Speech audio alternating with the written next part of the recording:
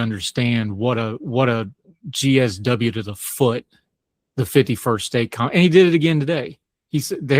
They think they're a state. It's just such an idle, childish. It's bad enough he has this zero-sum economic understanding, which is wrong to start with, but we'll deal with that some other day. The 51st state stuff is just such an unnecessarily stupid adversary. You're making an enemy out of a neighbor with a 2,000-mile border and the most integrated economies of major top 30 countries in the world. Yeah. It's the dumbest, most idiotic, petty, childish thing ever. And he just won't stop doing it. How is the Canadians ever going to do a deal when I know it's one thing for him to say it, but apparently he's basing his economic theory of Canada based off them being the 51st state, which is just nonsense. But you're the Canadian. Explain, because Americans, this stuff just goes over our head, him name calling people. No, that's the genesis point of all this mess, really.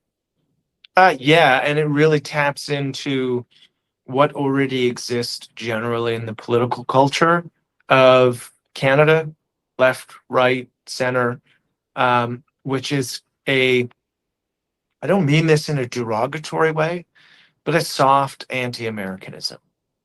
And I've never, so during the first run up with this stuff, I kind of equated it to like the peak of Iraq war outrage.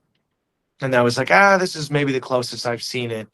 This is a new level that we have never seen before. And so whenever the president talks about 51st state, I don't think there could be a more uniting